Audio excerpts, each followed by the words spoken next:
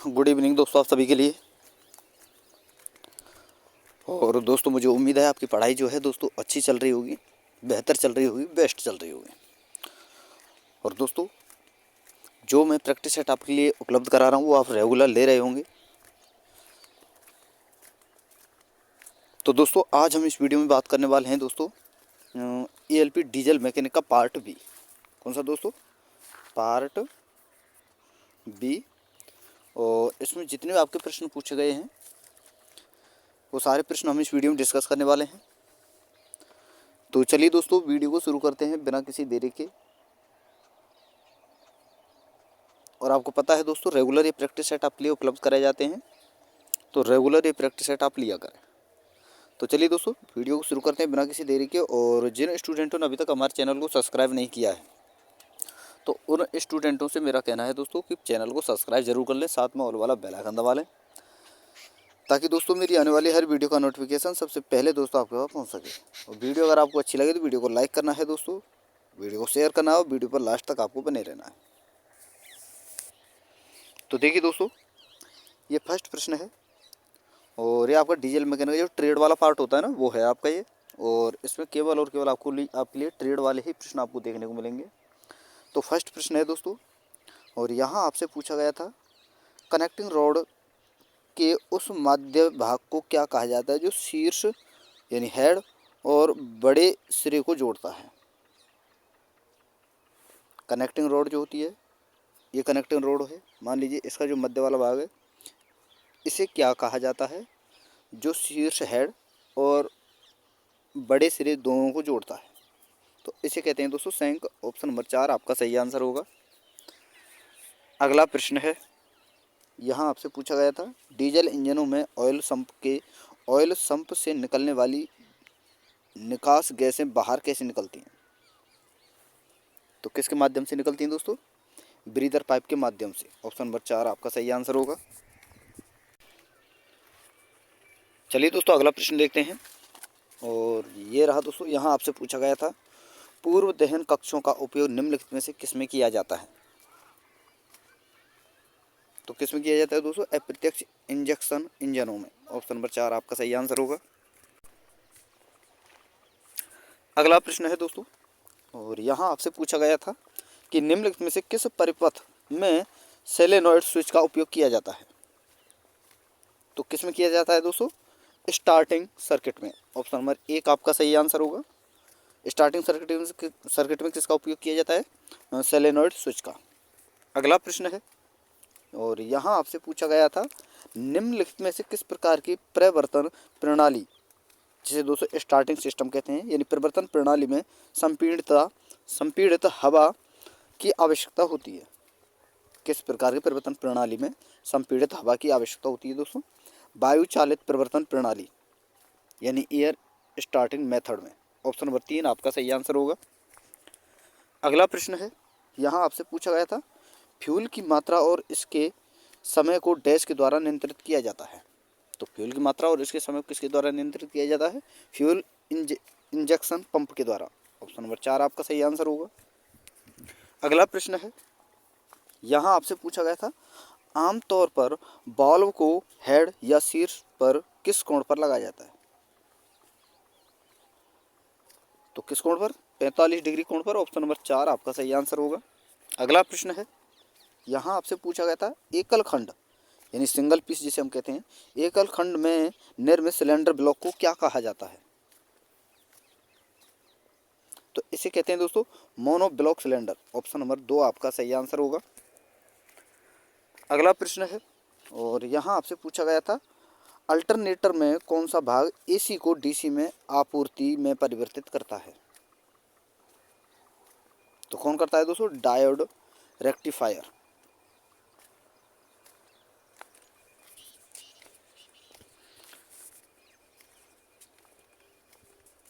अगला प्रश्न है, गैल्वेनाइज्ड आयरन शीट को डैश के नाम से जाना जाता है?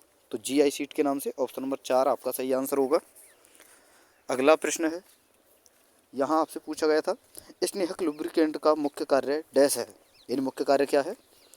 तो दो गतिशील पुर्जों के बीच घर्षण को कम करना। तो ऑप्शन नंबर 2 आपका सही आंसर होगा।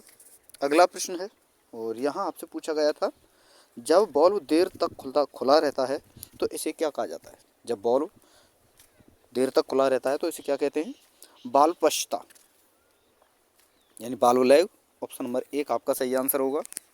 अगला प्रश्न है, यहाँ आपसे पूछा गया था, कम्यूटेटर निम्नलिखित में से किससे बना होता है? तो कम्यूटेटर बना होता है दोस्तों तांबे के बने हिस्सों से। तांबे, एक प्रकार से तांबे से ही ये आपका बना होता है, कॉपर से। तो ऑप्शन नंबर 3 आपका सही आंसर होगा।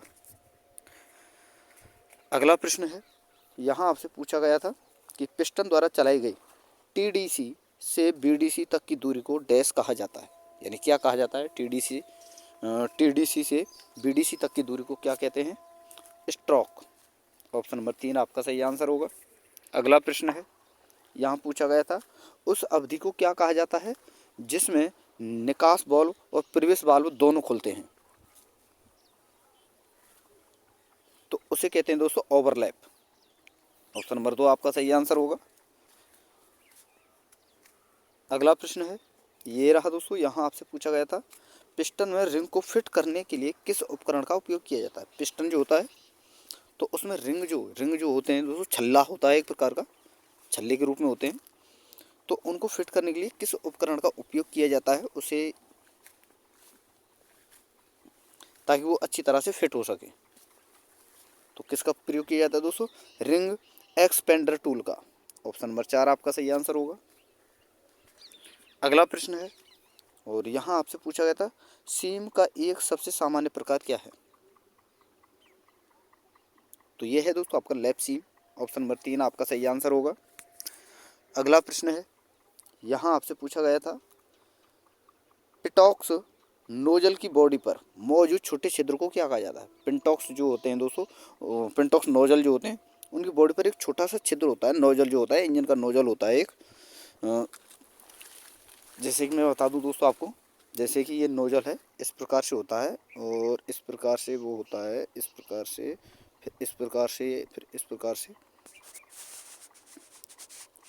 इस प्रकार से ये होता है। और यहाँ पर दोस्तों एक छोटा सा छिद्र होता है इस जगह, ये जो निब है इसकी, यहाँ पर एक छोटा सा छिद्र होता है, और ऊपर की साइड में ये कंप्लीट होता है। और यहाँ से दोस्तों ये एक, इस प्रकार से मान लीजिए धातु की नली होती है, एक ठोस धातु की, जैसे आयरन की हो, इस प्रकार से नली होती है।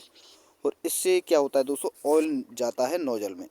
पंप, यहाँ आपका पंप होता है, और इस पंप के माध्यम से, इस पंप से नोजल में जो है दोस्तों ऑयल जाता है, और यहाँ से वो ऑयल जो है बाहर निकालता है। तो इस छिद्र को पूछा गया है कि ये छिद्र क्या कहलाता है? तो इसे कहते हैं दोस्तों सहायक छिद्र। तो ऑप्शन नंबर 3 आपका सही आंसर होगा।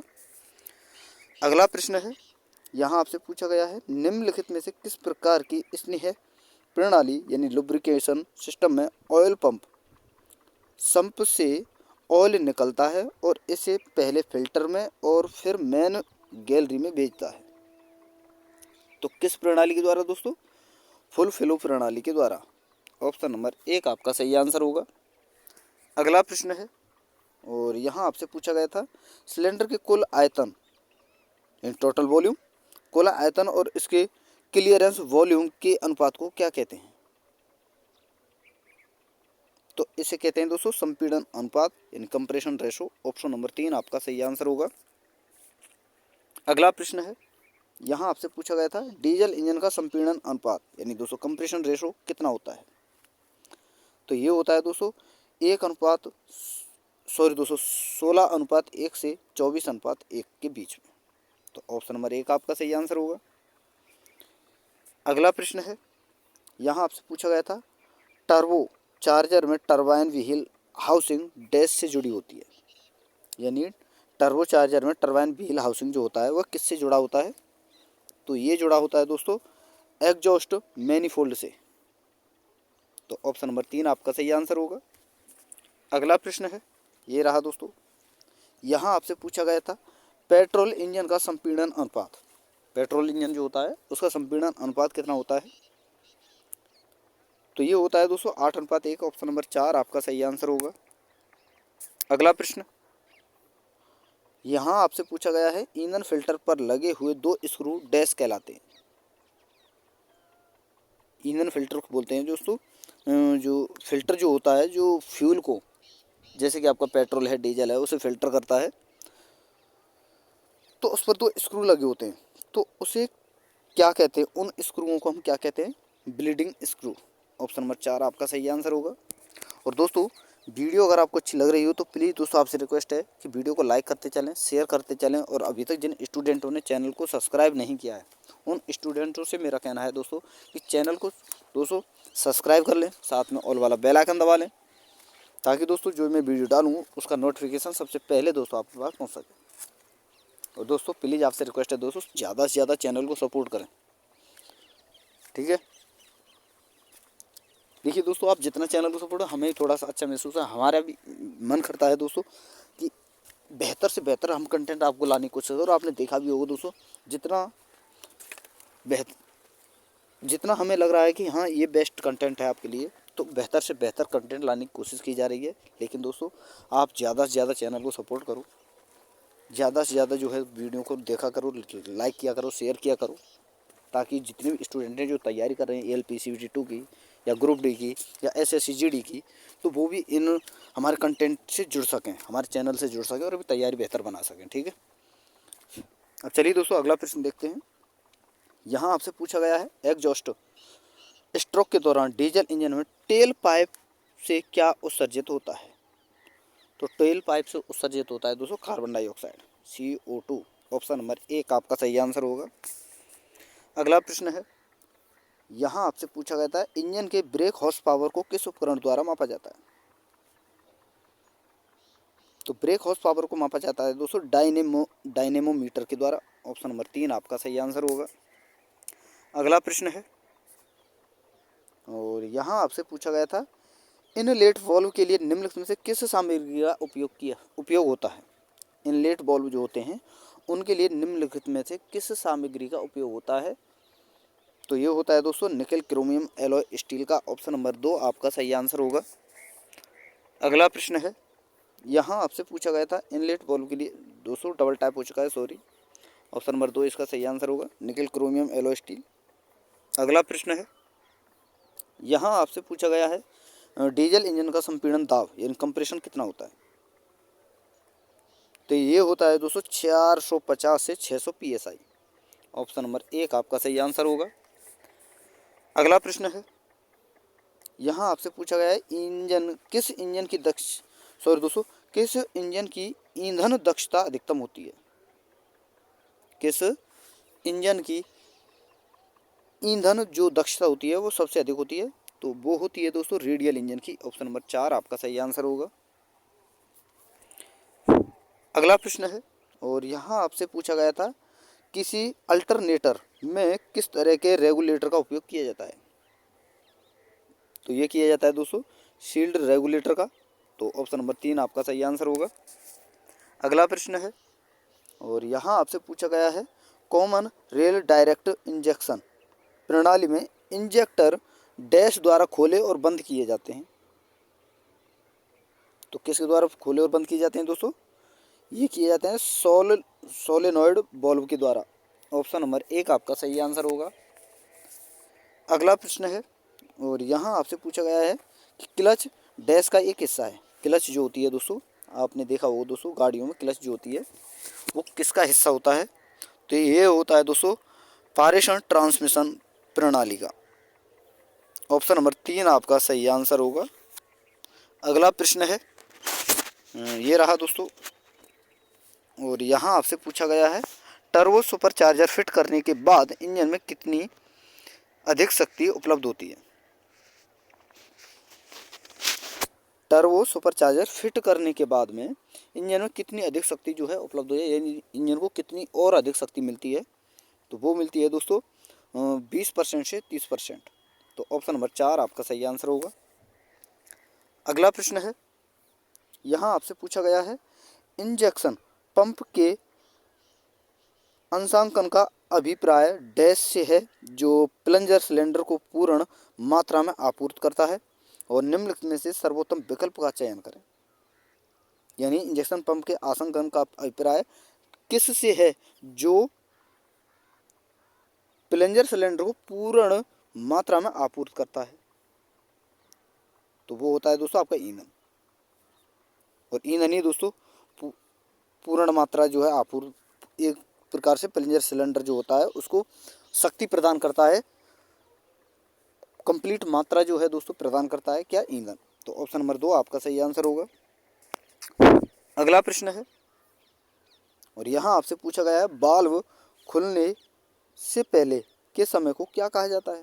वाल्व जो होते हैं दोस्तों, वाल्व होते हैं, तो उनको खुलने से पहले के समय को क्या कहते हैं, वाल्व अग्रता, यानी वाल्व लीड जिसे कहते हैं, वाल्व अग्रता। तो ऑप्शन नंबर 2 आपका सही आंसर होगा।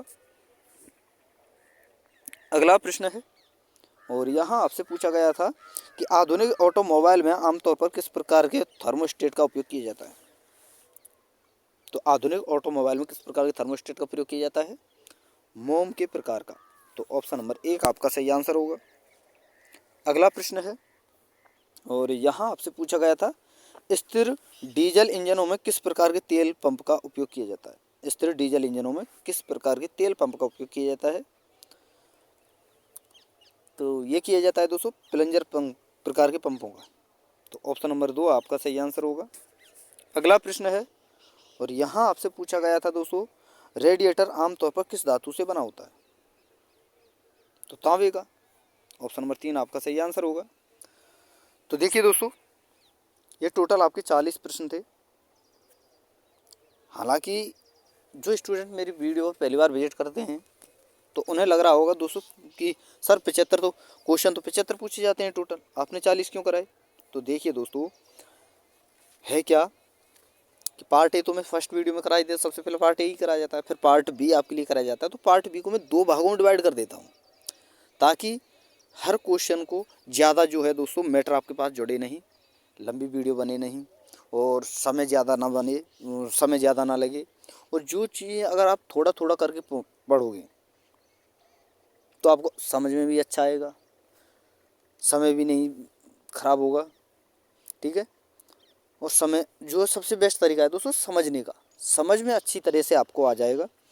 ऐसे थोड़ी होता है दोस्तों कि मान लीजिए आपने कोई देखा है कि मान लीजिए 20 सीढ़ियाँ हैं, 20 सीढ़ियाँ हैं, इस प्रकार से दोस्तों, इस प्रकार से आप डायरेक्टली यहाँ से यहाँ थोड़ी जा सकते हो, नहीं जा सकते। अगर आप थोड़ा एक एक करके चढ़ोगे सीढ़ियाँ तो आपको जो है दोस्तों आप इजीली वहाँ पर चढ़ जाओगे। तो इसी प्रकार दोस्तों पढ़ाई का सिस्टम होता है, थोड़ा थोड़ा करके पढ़ोगे तो अच्छा रहेगा दोस्तों। अच्छी तरह से दोस्तों है जो चीज़ें होती हैं वो अच्छी तरह से आपको समझ में आएंगी। तो इसलिए मैंने 75 क्वेश्चन बहुत ज़्यादा हो जाते हैं दोस्तों, बहुत लंबी वीडियो बन जाती है। तो इसीलिए दोस्तों मैं क्या करता हूँ, 75 जो क्वेश्चन है 2 पार्टों में डिवाइड कर देता हूँ बस।